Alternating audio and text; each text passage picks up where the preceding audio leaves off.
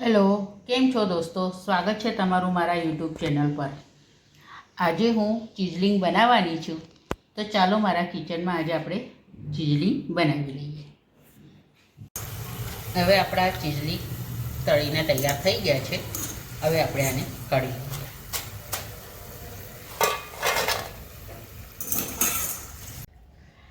મેં ગેસ પર એક તપેલીમાં 1.5 કપ જેટલું દૂધ ગરમ કરવા મૂક્યું છે. દૂધ ગરમ થાય એટલે આપણે એમાં બટર અને ચીઝ નાખીશું. દૂધ ગરમ થઈ ગયું છે. હવે એમાં આપણે લગભગ 1 ચમચો ભરીને બટર નાખીશું અને બીજો અડધો ચમચો, લગભગ 1.5 ચમચા જેટલું બટર નાખ્યું. મેં 4 ક્યુબ લીધા છે ચીઝના, એ છીણી લીધા છે. હવે આપણે આ દૂધમાં નાખી દઈશું.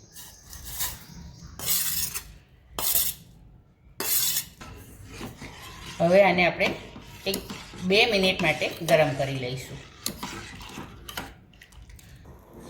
હવે અંદર ચીઝ અને બટર મિક્સ થઈ ગયું છે. હવે આને આપણે ઠંડુ કરવા મૂકી દઈશું. હવે આ ઠંડુ થઈ ગયું છે. મેં 250 ગ્રામ મેદો લીધો છે, ચાળી લીધો છે. હવે આપણે આ જે મિક્સ બનાવ્યું છે એ હવે ધીરે ધીરે કરીને આમાં નાખીશું આપણે અને લોટ બાંધી લઈશું.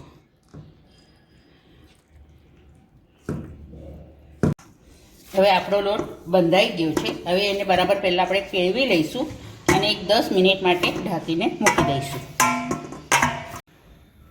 10 મિનિટ થઈ ગઈ છે.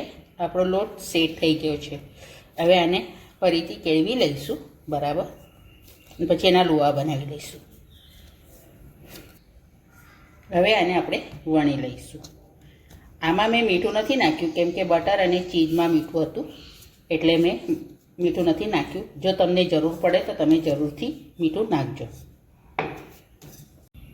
હવે રોટલી વણાઈ ગઈ છે. હવે આપણે આને શક્કરપારાની જે કટ કરી લઈએ. આ નાના નાના કટ કરવાના છે, બહુ મોટા કટ કરવાના નહીં. અને આ રોટલી જે બનાવી છે બહુ પાતળી નહીં, બહુ જાડી નહીં, આ રીતના બનાવવાની છે.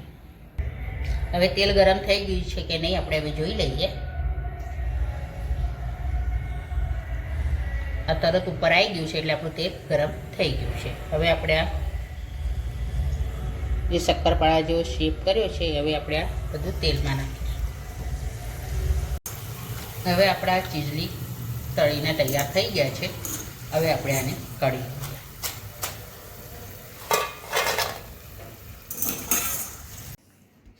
તૈયાર છે આપણા ચીઝલિંગ. આજે મેં ચીઝલિંગ બનાવ્યા છે. નાના બાળકોને આ બહુ ભાવે છે એટલે કીધું નાસ્તા માટે કીધું આ બનાવી દઈએ એટલે મેં બનાવ્યા છે. આ વિડીયો તમને ગમ્યો હોય તો લાઈક કરજો, શેર કરજો. ચેનલ પર નવા હો તો સબસ્ક્રાઈબ જરૂરથી કરજો.